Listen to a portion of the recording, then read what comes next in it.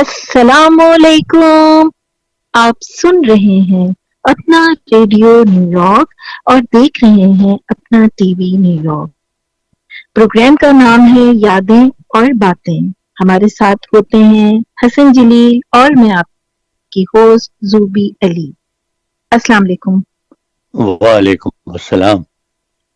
کیا حال چال کیا ہے؟ حال ہے؟ جی میں اللہ کا وہی شکر حال ہے. آپ وہی چال. سنائیے، آپ ٹھیک ہیں؟ میں ٹھیک اچھا ہوں. ٹھیک ہے. طبیعت کیسی ہے آپ نہیں، کی؟ میری طبیعت ماشاء اللہ بالکل ٹھیک ہے، ماشاء اللہ کا اللہ شکر ہے. ماشاء خوش اللہ باش حشاش بشاش. ماشاء اللہ. کیونکہ موسم تبدیل ہو رہا ہے تو یہاں پر تو گلوں میں خراش سٹارٹ ہوئی ہوئی ہے کراچی میں تو. یہاں بھی ہے، یہاں بھی ہے لیکن کم ہے. اچھا. وہاں پہ اصل میں ہوں پولوشن زیادہ ہے نا، تو اس کا اثرات زیادہ جی ہوتے ہیں. ہاں جی یہ بات تو ہے. کیا کہنے پولوشن کے. اب تو ہم بڑے نامی گرامی ہو گئے ہیں اس میں. ہاں جی بالکل. تو یہ کس کا قصور ہے پولوشن میں؟ او مائی گاڈ. Asif very bad. ہاں بہت ہی بری بات ہے. ہاں ایک تو جن کرسی کی کے وجہ نیچے سے سے چھپے رہتے ہیں اور اوپر سے پولوشن بھی پھیلاتے ہیں. اور کیا. اچھی بات نہیں ہے یہ پولوشن پھیلانا. جی ہاں بالکل. اچھا جی. جناب. اچھا یہ بتائیے کہ آپ کا پچھلا ہفتہ کیسا گزرا؟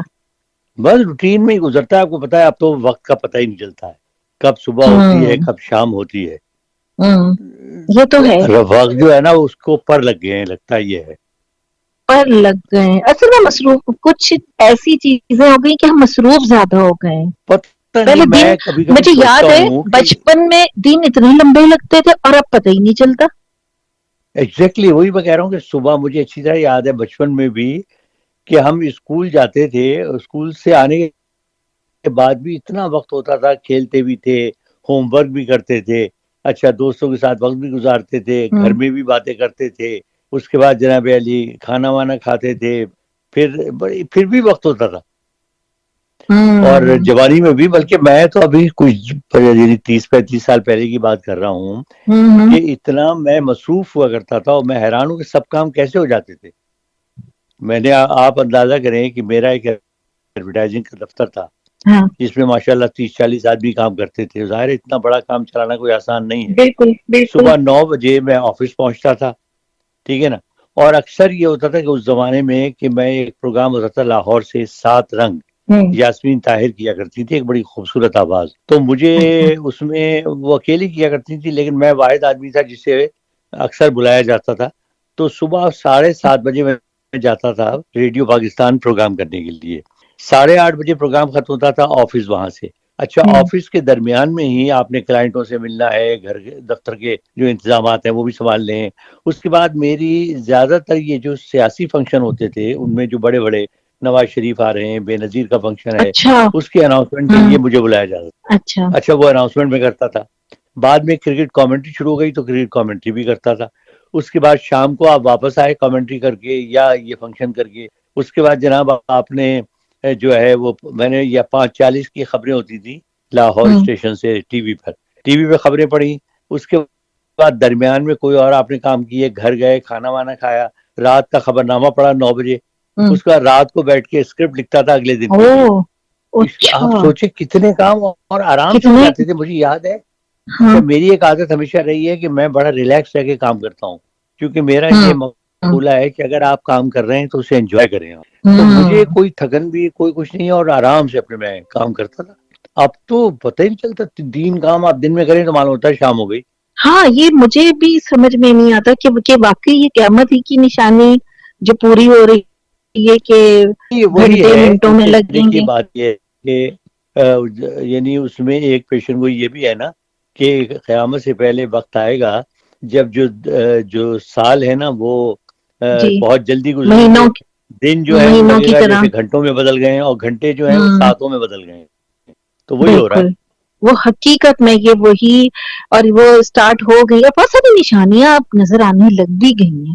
نہیں ظاہر ہے، دیکھیے جی بات یہ ہے اللہ تعالیٰ کا ایک نظام ہے اور ہمارے یعنی دنیا کے آخری رسول حضور پاک حضرت سرکار دو عالم صلی صلی اللہ صلی علیہ وآلہ اللہ وسلم، علیہ وسلم. اللہ تعالیٰ نے کچھ چیزیں ایسی نشانیاں خود بنائیں اور مہیا کی لوگوں کو تاکہ انہیں اس سچائی پر یقین ہو، حضور کی ذات پر وہ ایمان لا سکیں. اس میں بالکل. یہ بھی تھا کہ آپ نے جو کچھ فرمایا اس سے پیشن گوئیوں کے طور پہ قلم بند کر دیا گیا. اور اس کے بعد آپ دیکھیے جو باتیں آپ نے فرمائی ہیں وہ ایک ایک بات آپ کو ہر بہر پوری ہوتی ہوئی نظر آئے گی. بے شک آپ کو ایسے یاد ہی. ہوگا بچپن میں ہم سنا کرتے تھے کہ جی ایک وقت آئے گا جب گھر گھر سے گانوں کی آوازیں آئیں گی. تو ہمارا بالکل. میں چھوٹا تھا تو میں آپ اکثر سوچتا تھا کہ اچھا کیا ہمارے گھر میں ناچنے گانے والیاں آ جائیں گی. آپ دیکھیے جی وہ ریڈیو آ گیا، ٹیلی ویژن آ گیا، اب سارا دن گانے بجتے رہتے ہیں. ٹھیک ہے نا. پھر ایک تھا کہ جی ایک وقت حضور کی ایک پیشن گوئی ہے کہ ایک وقت آئے گا جب مسجدوں سے جیب بھری بھی ہوں گی لیکن دل ایمان سے خالی ہوں گے. اب دیکھ لیجیے آپ، وہی. میرا خیال ہے اتنی تعداد میں نے نماز پڑھتے ہوئے لوگوں کو کبھی نہیں دیکھا، لیکن حرکتیں کوئی تبدیلی نہیں ہوئی، ویسے کے ویسے ہی. نہیں بالکل بالکل تو ویسے ہی 99 دیکھیے 99 پیشن گوئی ہیں جو حضرت شاہ ولی اللہ نے ہے. ایک جگہ قلم بند کی تھی آپ کے جو اچھا. فرمان تھے ان کے مطابق. آپ اگر وہ پڑھیں تو آپ حیران ہو جائیں گے کہ ایک ایک لفظ اس کا صحیح ثابت ہو رہا ہے. اور یہ بھی تھا کہ عورتیں حکومت کریں گی. اچھا بچے ہاں اپنی ماؤں کی یہ بھی عزت نہیں بہت سی کریں گے. چیزیں ہیں. مطلب مرد وہاں جو ہیں بہت وہ سارے عورتوں ہیں. کا روپ ہاں ڈھال لیں گے، مرد جو بالکل ہے وہ بال اس انداز سے بنائیں گے، بالکل کپڑے اس ایسا انداز سے ہی ہے. پہنیں گے. دیکھیے وہی ہو رہا بالکل. اور اب تو ہے. میں کچھ ماڈل میں نے ایسے بھی دیکھے جنہوں نے جولری بھی پہنی ہوئی ہے، باقاعدہ لیڈیز کپڑے ہاں پہنے ہاں ہوئے. مطلب میرے لیے بڑے بالکل تو حیرت کا مقام وہی تھا. ساری چیزیں سامنے آ رہی ہیں. بالکل. اور آہستہ آہستہ وہ پوری ہوتی جا رہی ہیں یہاں تک کہ پھر قیامت آ جائے گی. جی ہاں بالکل. بالکل. اچھا ایک رقیہ کچن کے نام سے ہیں، انہوں نے پوچھا ہے کہ مجھے ہوسٹ بننا ہے، تو اس کے لیے بتائیے کہ کیا کرنا چاہیے. پہلے یہ بتائیے کہ رقیہ کچن کیا مطلب یہ ان کے نام سے جو انہوں نے یوٹیوب پر میسج کیا ہے؟ تھا. ان کا بھی اپنا کوئی یوٹیوب چینل رقیہ کچن اچھا کے نام اچھا سے. اچھا اچھا. نہیں رقیہ پہلے تو بہت شکریہ کہ آپ نے میسج بھیجا. دیکھیے بات یہ ہے کہ جو اینکر بننے میں یا میڈیا پر آنے میں بولنے میں چند چیزیں بنیاد ہیں. ایک تو پہلی بات یہ ہے کہ آپ کا تعلیم یافتہ ہونا ضروری ہے. بہت زیادہ نہیں لیکن کم از کم اتنا ضرور کہ آپ کتابیں پڑھ سکیں، آپ کو الفاظ کی معنی سمجھ آتے ہوں. پہلی بات تو یہ ہے. دوسری بات یہ ہے کہ جتنا زیادہ آپ مطالعہ کریں گی اتنی آپ کی ووکیبلری بڑھے گی، الفاظ کا ذخیرہ آپ کے پاس ہوگا.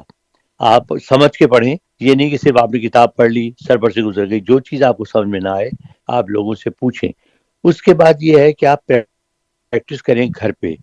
میں آپ کو ایک چھوٹی سی ٹپ دیتا ہوں کہ جو کتاب آپ پڑھ رہی ہیں یا جو اخبار آپ پڑھ رہی ہیں وہ آپ اکیلے میں بیٹھ کے اسے روزانہ 15 سے 20 منٹ اونچی آواز میں پڑھیں. آپ اس سے یہ ہوگا کہ ایک تو آپ کی آواز صاف ہوگی، دوسرے آپ کو خود اندازہ ہوگا کہ کون سا لفظ آپ صحیح نہیں بول رہی. وہ کسی سے پوچھیں گے اس کا تلفظ کیا ہے. تو باقی قدرتی صلاحیتیں ہوتی ہیں. اگر اللہ تعالیٰ نے آپ کو یہ شوق دیا ہے تو آپ میں صلاحیت بھی کچھ نہ کچھ ضرور ہوگی.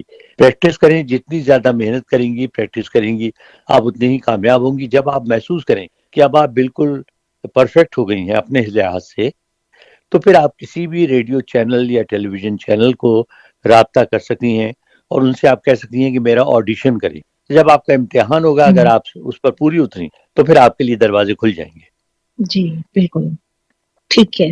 اچھا حسن بھائی، آپ کی شخصیت بنانے میں آپ کے بڑوں کا یقیناً بڑا اہم رول ہے. کچھ اس حوالے سے بتائیے کہ کون سے اساتذہ نے آپ کی شخصیت پہ گہرا اثر ڈالا، یہاں تک کہ آپ کے گھر والوں نے بھی.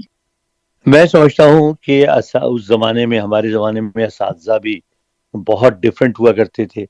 ایک تو یہ تھا کہ وہ تہذیب، تمیز اور ڈسپلن وہ سکھایا کرتے تھے اسکول میں. تعلیم کے معاملے میں ظاہر رہنمائی کرتے تھے قدم قدم پہ. لیکن میں سمجھتا ہوں کہ گھر والوں کا بہت بڑا ہاتھ ہوتا ہے.